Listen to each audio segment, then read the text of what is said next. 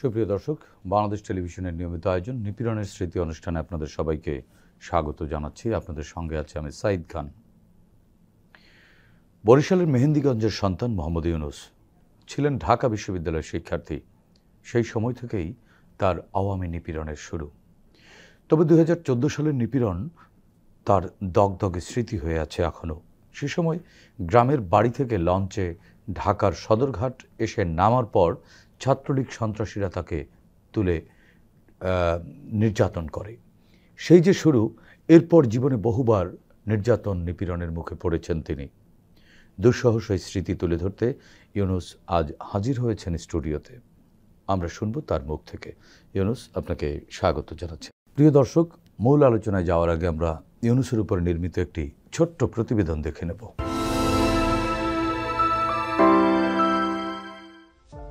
মোহাম্মদ ইউনুস বরিশালের মেহেন্দিগঞ্জ উপজেলার অম্বিকাপুর গ্রামে জন্মগ্রহণ করেন 1968 সালে। তার বাবার নাম কেরামত আলী শিকদার ও মায়ের নাম সালেহা খাতুন। 6 ভাই ও 3 বোনের মধ্যে সবার বড় মোহাম্মদ ইউনুস। ইউনুস স্থানীয় স্কুল কলেজ থেকে 1984 ও 1986 সালে যথাক্রমে কৃতিত্বের সঙ্গে এসএসসি ও এইচএসসি পাশ করেন। এরপর 1986-87 সেশনে ভর্তি হন ঢাকা বিশ্ববিদ্যালয়ের অর্থনীতি বিভাগে। মাস্টার্স শেষ করার পর পুনরায় তিনি একই বিশ্ববিদ্যালয় থেকে আবারও রাজনীতি বিজ্ঞান বিভাগ থেকে আরও একবার মাস্টার্স সম্পন্ন করেন। ছাত্রজীবনে জাতীয়তাবাদী ছাত্রদলের রাজনীতির সঙ্গে জড়িয়ে পড়েন তিনি। এরপর তার উপর নেমে আসে আওয়ামী নিপীড়ন। দেশে টিকতে না পেরে 1998 সালে সৌদি আরবে পাড়ি জমান তিনি। এরপর সেখান থেকে সংযুক্ত আরব আমিরাত, উভয় দেশের সরকারের সঙ্গে তিনি কাজ করেন। প্রায় 10 বছর বিদেশে কাটিয়ে আওয়ামী লীগের ফ্যাসিবাদী আমলে দেশে আসেন তিনি। এরপর ফের আওয়ামী সন্ত্রাসের কবলে পড়েন। প্রতিবেদনটি দেখলাম, এবার শুনব ইউনুসের সঙ্গে ঘটে যাওয়া নিপীড়নের সেই স্মৃতি।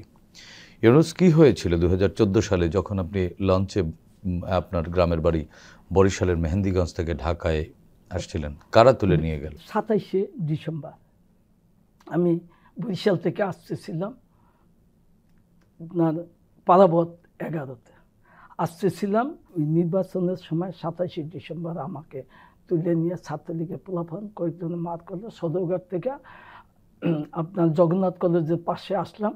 আসার পরে ওখানে মাইরদের করে পুলিশের হাতে দিল। তখন পুলিশ আমাকে বেদম কয়েকটা মাইর দিল। তখন চিন্তা করলাম আমাকে রেস্ট করবে। তখন আমি ওরা ধরলো, এরা কারা ছিল? ছাত্রলীগের ওখানে বিএনপির একটা প্রোগ্রাম ছিল।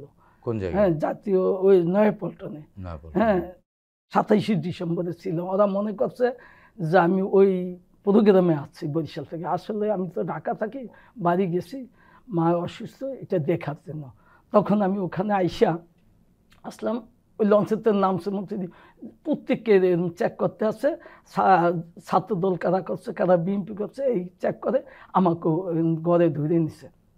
পরে পুলিশের কাছে ওরা তো আমাকে অনেক মারলো।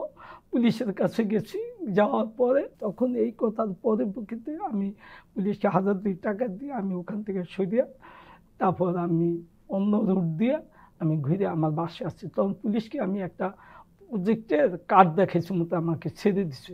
এরপরে রেস্টে 2018 নির্বাচনে আমি বরিশাল সরোয়ারবাই 16 ডিসেম্বরে প্রোগ্রাম এবং নির্বাচনীয় জনসভায় আমি বিপি পুষ্কিনি পা দাঁড়িয়ে দাঁড়িয়ে অনেকক্ষণ সভাটা দেখছি। আমি আপনার 12 তারিখে বরিশাল গেছি। বরিশাল গিয়ে ওই প্রোগ্রামটা সামনে পড়ো না, আমি একটু দাঁড়িয়ে দাঁড়িয়ে দেখে গ্রিন লাইন লঞ্চে উঠছি 3টার দিকে। 2018 সালে 2018 নির্বাচনে 16 ডিসেম্বর আমাকে অ্যারেস্ট করে। আমি ঢাকায় নামছি মতো আপনার 2টা গাড়ি মাইক্রোবাস এবং 4টা হুন্টা, ওরা মোট 9 জন। এর মধ্যে ইন্সপেক্টর ছিল সেলিম আক্তার, ওর পিবিএন নাম্বার আছে, সব আছে। তারপরে মিজান, ও ছিল পুলিশ ওই সময়, এখন মনে হয় এসআই হয়েছে। তারপর আমাকে বলল যে তোমাকে ডিবি অফিসে যাইতে হবে। আমি কেন? কয় না, আপনার সাথে কথা আছে। Assistant commissioner senior assistant commissioner Siddiqur Rahman যাইতে বলছে। তো আমি কিছু না, আমি কিছু আপনার কারা 7-8 জন আমাদের ধৈর্য বলছে। আমার সাথে একটা ব্যাগ ছিল, ধৈর্য বলার পরে আমাকে বললো যে যাইতে হবে। আমি কিছু না, আপনারা অন্য লোক কারা। তখন আমাকে আইডি কার্ড উঠে দেখাইলো। তখন আমি যাইতেছি না, কারণ আপনার কাছ থেকে কিছু কথা শুনবো, শুনে ডিবি অফিস থেকে ছেড়ে দিব। আমাকে নিয়ে তারপর গেল। তখন আমাকে একটা মাইক্রোবাসে উঠে 2 সাইডে চারিধারে আমার হাত এরকম ধইরা আমাকে ধইরা মাইক্রোবাসে নিয়ে গেল। রাত 11টায় গিয়ে ডিবি অফিসে পুষলাম। পৌঁছার পর আমাকে 6 তলায় উঠে এলো। 6 তলায় ও এর ভিতরে করলো কি, বেশি বাড়াবাড়ি করলে কিন্তু মাই দিব, নাহলে ক্রস ফায়ার দিব। মানে গাড়িতে ওঠানোর পরে? গাড়ির উঠানোর পরে। হ্যাঁ, তো লগে কি আছে সব টাকা। তখন আমার 2টা মোবাইল, একটা স্যামসাং J7 আর iPhone 7, এই মোবাইল 2টা নিল। আর 1,14,000 টাকা আমার সাথে ছিল। আমার মা চিকিৎসার জন্য আনছিলাম, ঘর ভাড়া উঠেছিলাম 1,20,000 টাকা। তার 6,000 টাকা আমার বাইরে বরিশাল টার্মিনালে দিয়া আমি এই ঢাকার লঞ্চে উঠি 1,14,000 টাকা। আমি বললাম যে আমার মা চিকিৎসার জন্য টাকা আনছি, আমার মা চিকিৎসা করবো, আপনার এই টাকাটা নিয়েন না। পরে কয়েক তো টাকা আর মোবাইল টোবাইল সব তোরে পরে দেওয়া হবে। এইটি আমাকে 3-4 দিন স্টিলের চেয়ারের লগে এই করা বান্ধিয়া, ওই নিচে বান্ধিয়া হালে উঠাইলো এই সিদ্দিকুর রহমান সাহেব।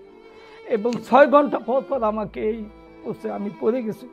আমাদের এই হাত দিয়া আমি 10 কেজি উস্কাইতে পারতাম, এখন আমি আধা কেজি উঠাইতে পারি না। 2 হাত এই ব্যান্ডেজ আমার, এই ব্যান্ডেজ আমার সবসময় রাখতে হয়। এই পা পিঠে আমি ঘুরতে পারি না, হাঁটতে পারি না, খুব পড়ে যাই। এই রিসেন্টলি আমি শিখাইছি, আমি পড়ে যাই। এবং আমাকে ঠান্ডা ফ্লোরে 16 ডিসেম্বরে ঠান্ডা ফ্লোরে প্রতি রাত্রে আমাকে 6 ঘন্টা পর পর মারতো। আর শুধু টাকা চাইতো, আমি কোথায় পাবো টাকা? কি অপরাধ কি বলতো? অপরাধ বলতো যে তুই পলিটিক্স করছ, ওইটা করছ, এটা করছ, এই আর কিছু বলেনি। পরে আমাকে যেদিন চালান দিবে, 10 দিন 5 দিন পরে চালান দিবে, তখন আমাদের বলে তুই বলবি তোকে বিএনপি সিটি হাট গার্ডেনের ওখান থেকে অ্যারেস্ট করছে, সদরঘাট বলবি না। আমি বলছি না, আমি এই মিথ্যা কথা বলতে হবে না। তখন 19 তারিখে কোর্টে উঠে আমাকে রিমান্ড চাইছে। কতদিনে? 4 দিন রিমান্ড ছাড়াই আমাকে পিঠাইছে বেদম পিঠে, এবং রিমান্ড চাইছে 10 দিনের। 10 দিনের মধ্যে 7 দিন রিমান্ড মঞ্জুর করছে ডিবিতেই। ডিবি অফিসাররা কোর্টে, ঢাকা কোর্টের থেকে, মেট্রোপলিটন কোর্ট থেকে মঞ্জুর করছে। মঞ্জুর করার পরে তারপরে হঠাৎ আমাকে বললো, আমি 3 দিন রিমান্ড শেষ না হইতেই আমাকে 3 দিনের মাথা কয় যে তোকে চালান দিয়ে দিব। এই পরিপ্রেক্ষিতে আমার জিজ্ঞাসাবাদ করে। কত টাকা চেয়েছিল আপনার কাছে? আমার কাছে বলছে টাকা দিবি 50 লাখ টাকা। 50 লক্ষ? হ্যাঁ। আপনি কি করতেন? আমি সেই সময় সৌদি আরব থেকে আসছি, আইসিয়া আমি ওই ধরেন বিএনপির 2 নেতা রুহুল কবির তালুকদার এবং ব্যারিস্টার মওদুদের সামনে টেলিফোনে কথা বলছি। ওইটা আরই পেয়েছে নাকি আমাকে টেলিফোন 018192789002 এই নাম্বার থেকে ট্যাগ করে আমাকে ধরছে। ধরে বলছে তুই ওই সমস্ত কাম করস, হাংতাং তুই বিএমপি করস, টাকা দে। হ্যাঁ, এইটা ধরে বেদম মার দিয়েছে আমাকে বইয়া। আমি চিতে পড়ে গেছে। পরে আবার ওষুধ আনছে, আমি আর রাগ করে ওষুধ কেন। এই বারবারে আবার কয় তুই টাকা না দিই। আপনি যখন ঢাকা বিশ্ববিদ্যালয়ে পড়তেন, আপনি কোন সাবজেক্টে পড়তেন? ইকোনমিক্সে। আচ্ছা, ইকোনমিক্সে পড়তেন। 86-87 ব্যাচ। আপনি জসিমউদ্দিন হলে থাকতেন। জসিমউদ্দিন। তখন কি আপনি কোনো রাজনীতির সাথে জড়িত ছিলেন? ছাত্রদল করতাম ওই সময়। কি ওই সময় বিশ্ববিদ্যালয়ের নেতৃত্ব কারা ছিল? ওই সময় বিশ্ববিদ্যালয়ের নেতৃত্ব ছিল আমরা ডাকসুতে, পরে 90তে ইলেকশন হইল ছাত্র জামাত দুদু, রিপন ভাই, তারপর আমান ভাইয়েরা ছিল জুনিয়র। তারপরে আমান ভাইও ছিল, এরা একটু জুনিয়র ছিল। দুদু রিপন পরিষদ একটা ইলেকশন ছিল না, ছাত্র সংগ্রাম পরিষদ, সুলতান মোহাম্মদ মুন্সির, এরা জিতলো, দুদু রিপন পরিষদ ফেল করলো। ওই ইলেকশনে আমি ছিলাম জড়িত। আমার হলে সভাপতি সেক্রেটারি ছিল এরশাদ নাদিম। রিমান্ডে নিল, তারপরে রিমান্ডে নেওয়ার পরে শুধু টাকা চায়, প্রতিদিন 6 ঘন্টা পর পর আমার মারতে থাকে।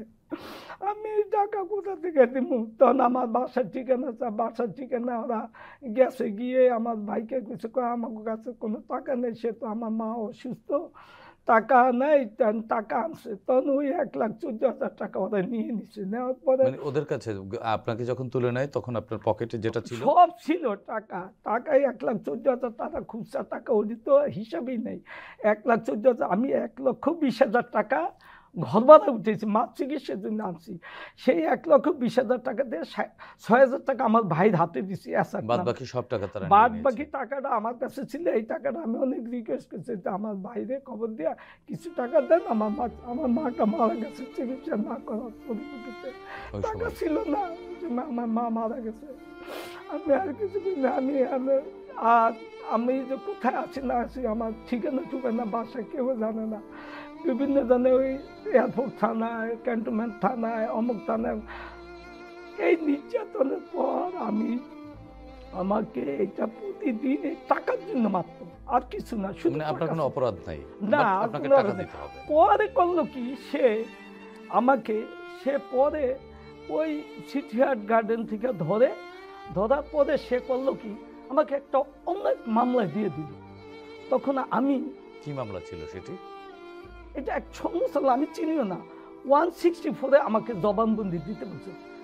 তখন ম্যাজিস্ট্রেট, মেট্রোপলিটন ম্যাজিস্ট্রেটের সহকারী ম্যাজিস্ট্রেট কে ছিল, মোহাম্মদ মামুনুর রশিদ, SM হলের ছাত্র, ওনাকে আছে আমি পরিচয় দিলাম। আমি জসীমউদ্দিন কোনো হয়েছে, আমি স্যার চিনি না, ওনাকে স্যারই বলছি। স্যার আমি তাকে চিনি না, সাইফুল্লাহ কি স্বর্ণ কি আশা বিষয় কিছু চিনি না। কি মামলা ছিল এটি? আমি বলে ওই স্বর্ণ ওই সাইফুলের সাথে সরিয়ে দেওয়ার জন্য সাহায্য করছি, এয়ারপোর্টে নাকি স্বর্ণ চোরাচালান মামলা। হ্যাঁ, সদাচালান মামলায় সাহায্য করছি।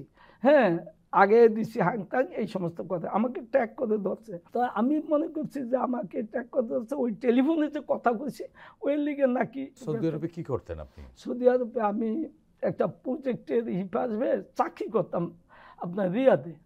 আচ্ছা আচ্ছা। রিয়াদে অনেকদিন ছিলাম, থাকার পরে আইসি মতো আমার বাসায় আমার বাপের ব্যবসা ছিল আপনার সুপারি মরিচ 5 টিল, আমাকে গদিগঞ্জ আছে মেহেন্দিগঞ্জ বাজারে, বুঝছেন। আব্বার পার্টি আছে, আব্বার ব্যবসায়ী ছিল, আমার ছোটো ভাই আবার ওই ব্যবসাটা এখন করে।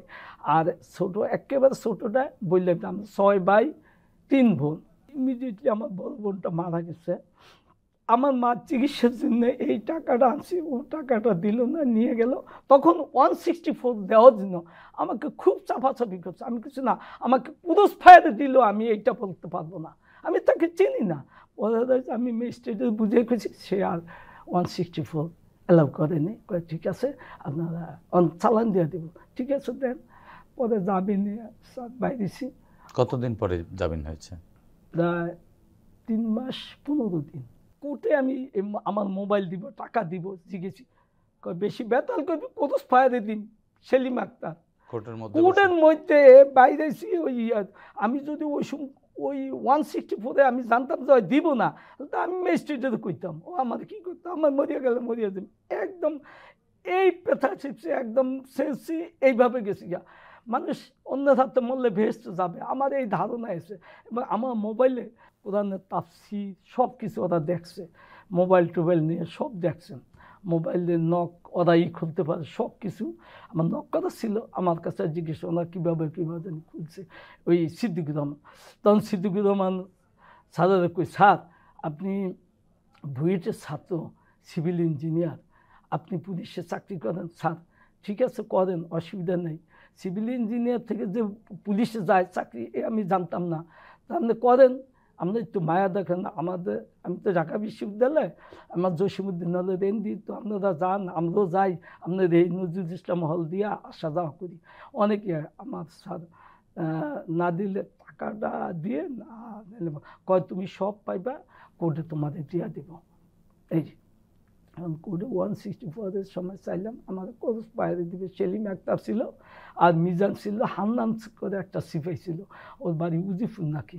যাক ঠিক আছে, এই কথার পরে করতেন কাগজ বানিয়ে টানে সিটিহাট থেকে করছে। আমি ওদের স্টেটমেন্ট দিইনি, আমি বাইরে গেলাম। পরে কয় তোর ভাইকে কোর্টে উঠে তোর ভাইকে ফোন দে, এই যে আমি ডিবি অফিসে আমাকে অ্যারেস্ট করছে, আমাকে কোর্টে দেবে, তোরা আস। তখন ওর কাছে ব্যাগটা দিছিলাম, দেওয়ার পরে আপনার ভাইয়ের কাছে দিছিলাম, আর যা যা লাগবে কিছু নিছি। তখন ওদিন আর কি এক শার্ট এক প্যান্ট জামাই গেছি, পরের দিন ওরা আমাকে জেলখানায় দিছে। ইভেন জেলখানায় যে কাজ কাম হয় 100 টাকা দিলে 600 টাকা রেখা দেয়, এবং জেলখানায় এত নির্যাতন, এত কিছু, খাওয়ার কোনো পরিবেশ নেই, কিছু খাওয়া যেত, খাইলি বমি হইতো। আর ওখানে ওই সমস্ত পাক শাকও খাওয়া যেত, খাইলি বমি হইতো, এত নির্যাতন।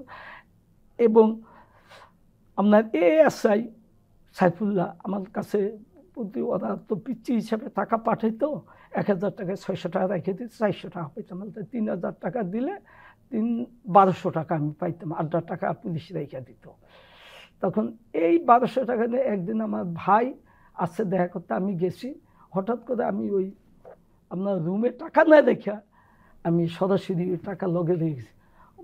ওমা, ওই ভাইয়ের সাথে কথা বলার সময় যে ব্যাক করে দিছি, কয় লগে কি আছে? আমি কিছু না, কিছুই দেয়নি, আমি তো এতটুকু ফাঁক দিয়ে কথা বলছি, ভাইয়ের সাথে কথা বলতে বলে আমি যাচ্ছি না, কিছু নেই। পরে আমাকে চেক করছে, আমি কিছু, আমার এইটা তো 1000 টাকা আছে, এটা দিয়ে আমি চলি টলি। কয় না, এই টাকা লিয়ে আইসেন। সে করলো কি, 200 টাকা দিয়া বাকি টাকা রেখে দিল।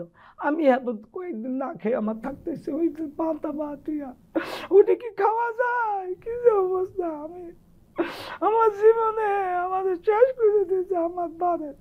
এবং প্রতিদিন যে নির্যাতন, কথাবার্তা, খাওয়া দাওয়া, খুবই টর্চারিং। তারপরে জেল থেকে বেরিয়ে কি করলেন? জেল থেকে বেরিয়ে তারপর আমি গেছিলাম যে আমার ফোন চাইতে গেছিলাম ডিবি অফিসে ফোন চাইতে গেছিলাম।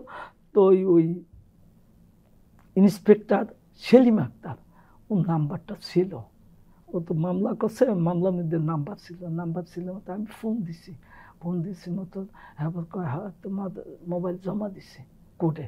আমি কোর্টে জমা দিছে, তখন তো পাবো। কোর্টে তারিখ পড়ছে, গেছি, আমার জামিন দিছে প্রথম 6 মাস, তারিখ পড়ছে, গেছি মতো। কোর্টে গিয়ে দেখি স্যামসাং J7 জমা দিছে, আইফোন জমা দেয়নি। তখন আমি পরের বার আবার ফোন করে গিয়ে আমি ওনাকে ডিবি অফিসের সামনে, গেটের সামনে আমি জিজ্ঞেস, আমার আইফোনটা জমা দেন না, আর আইফোনটা দিয়ে দেন, টাকা রাখেন কিন্তু আইফোনটা দিয়ে দেন। আমি জিজ্ঞেস, শালা এখান থেকে গেলি কোর্স পাইয়া দিবি, এখন আমাদের যুগ, তো কি তুই জামাত বিএমপি করস না, এককাল কোর্স পাইয়া দিবি। আপনার এই সেলিম আক্তার কোটি কোটি টাকার মালিক, আপনার সিদ্দিকুর রহমান কোটি টাকার মালিক, ওর বাড়ি জামালপুর, এবং বুয়েটের ছাত্র। যেভাবে আমাকে মারছে, আমার এই হাত দিয়ে এখন ওয়েট করতে পারতেছি না, একটা জিনিস উঠাইতে পারতেছি না, এই হাতে বল পাই না, এই হাঁটার সময় এগুলো এই যে দাগ দুগ হয়ে গেছে, সব পিটানো, এই সব পিটানো দাগ, এগুলো সব পিটানোর দাগ, এত পিটাইছে। এবং কয়েকদিন তো আমি ফ্লোরে শুয়েই আসছিলাম, বেউছিলেন, পরে ওষুধ টুষুধ খাওয়াইছে, মাথায় পানি দিচ্ছে, আমার মাথায় জানি কি দিচ্ছে, আমার চুলটি পড়ে গেছে। হ্যাঁ, এখন আমি টাক অবস্থায়, এখন এই জন্য টুপি মাথায় দিয়ে থাকি আর কি, এই অবস্থা। আমি এখানে আসতাম না, আমি এই বিচার চাই কোর্টের থেকে। আমার 4 বার আমি কোর্টে দরখাস্ত করি, আমার স্যামসাং মোবাইল, আমার মোবাইলটা দেয় না, কোর্টের মোবাইলটা দেয় না। এবং আমি ফ্যাসিবাদ গ্যাসের মতো আমি আমার আইফোন নিয়ে আসছি, iPhone 7 আমি স্বরাষ্ট্র মন্ত্রণালয় উপদেষ্টা জাহাঙ্গীর সাহেব বরাবর দরখাস্ত করিয়া আমাকে চিঠি করে দিছে। ওখানে পুলিশ কমিশনার হাবিবুল নবী আলম, উনি আমাকে 1 সপ্তাহের ভিতর মোবাইলটা আমাদের বাইকে দিয়েছে। আমি ওনাকে বলছি যে এই আইফোন আমার যে ব্যবহার করে, সে কিন্তু রানিং ব্যবহার করতেছে, এবং MU নাম্বারে আমি খোঁজ নিয়ে দেখছি সে রানিং চলতেছে। আমি নক করি না, নক করলে সে ওইটা লক করিয়া ফালাই দিত। আপনি এই রানিংয়ে ফোনটা চলতে আসছে, সে ব্যবহার করে, দেখেন কে ব্যবহার। তখন এই মিজানুর রহমান, পুলিশ মিজানুর রহমান, এখন মনে হয় SI হয়েছে বর্তমানে, মানে আপনাকে যে ধরেছিল, ও ছিল আমাদের সাথে। স্বরাষ্ট্র মন্ত্রণালয় বরাবর দরখাস্ত করার পরে আমাকে 1 সপ্তাহ পর বললো যে আপনি 1 সপ্তাহ পর আমি কল করুম, আপনি আসেন। পরে আমি এই কল করুম, কাগজপত্র দিয়ে টিয়ে আইসি, কয় ঠিক আছে। আমি দেখা করিয়েছি অফিসারের সাথে। পরে আমি হঠাৎ ঢাকা থেকে বললাম, আমার বোন না কেউ অসুস্থ, আমি গ্রামের বাড়ি গেছি মতো উনি ফোন করছে, একদিন পরই ফোন করছে, আমার মোবাইল পাওয়া গেছে, নিয়ে যান। তখন আমি কিছু আমার তাইতে এক সপ্তাহ লেট হবে, কয় না আমার চাকরি যাবে গিয়ে আপনি আসেন। পরে আমি 3 দিনের মাথায় এসে মোবাইল হাতে নিই, আইফোন 7। মিজানের কাছেই ছিল? মিজানের কাছে ছিল, মিজান থেকে ওই উপ কমিশনার ওনার কাছে আইনিয়ে রাখছে আইফোনটা। আইক্লাউড চেঞ্জ করতে পারেনি, চেঞ্জ করতে না পারিয়া ওই যে ডিলিট করতে পারে, ডিলিট না করতে পারি আমার ওইদিকে সব রেকর্ড, সব স্মৃতি সব রয়ে গেছে। আচ্ছা, এই যে মানে আপনি 5 তারিখের 5 আগস্ট 2024-এর পরে মোবাইল উদ্ধার করলেন, আপনার যে ক্ষত শরীরে, আপনার জীবন, আপনি বলছেন যে আপনি হাঁটতে পারেন না, হাঁটলে পড়ে যান, আপনি হাত দিয়ে কিছু জাগাতে পারেন না, আপনি মামলা করেছেন? মামলা করিনি। আপনাকে যখন পিটিয়েছে ওরা ডিবি অফিসে, তখন কি আপনার হাত পা বেঁধে রেখেছিল? যে সময় আমাকে ধরছে, প্রথম চোখ বাঁচছে, চোখ বাইর দেওয়া, তারপরে আপনার গাড়িতে উঠে তো পরে আমি কিছু দেখেন আপনার দোনো সাইডে ধরছেন, আপনি চোখটা একটু খুলে দেন, কয় না। পরে ডিবি অফিসের কাছে এসে মতো চোখ খুলে দিছে আমাকে সাইডে দাদা। আপনি কি ভয় পেয়েছিলেন? ভয় তো ভীষণ ভয়। আমি যে সময় আপনার ডিবি অফিসে 6 তলা উঠে নিচতলা আমি দেখছি কিভাবে মানুষের টর্চারিং করে, কিভাবে হাজতখানা বোঝায়। আপনার ডিবি অফিসের নিচে গ্রিল সিস্টেমে অনেক আসামি। ওই ফ্যাসিবাদের বিরুদ্ধে যেদিনকা গভর্নমেন্ট শেখ হাসিনা পতন হবে, সেদিনও আমাদের ডিজিএফআই কয়েকজন ফোন দিছে। তখন আমি কিছু না, আমি আপনার লোক কথা আছে, আপনি কই। ওই সময় ওরা জানতে পারে যে শেখ হাসিনা যায় গিয়া। তখন আমি কিছু না, আপনার লোক বিকালে কথা বলব। তখন আমাকে অন্য একজনে, বিএনপি করি তো, বিএনপির অনেক নেতাদের সাথে আমার সাথে সম্পর্ক ছিল, তখন ফোন দিছে, ডিজিএফআই ওর সাথে আত্মীয়, ওই লিডারের সাথে। তখন মনে হয়েছে শেখ হাসিনা কিন্তু চলে যেতে আছে। 12টা পৌনে 11টার সময় আমার কাছে একটা ফোন এসেছে। তখন ওই আমাদের কথা আছে, ডিজিএফআই বলার পরে আমি বললাম যে না, আপনার লোক বিকালে কথা। আমি তো জানি এর মধ্যে আমি ইসিবির ফ্লাইওভার দিয়ে, মাটিকাটা ফ্লাইওভার দিয়ে উঠিয়া এদিকে আসতেছিলাম।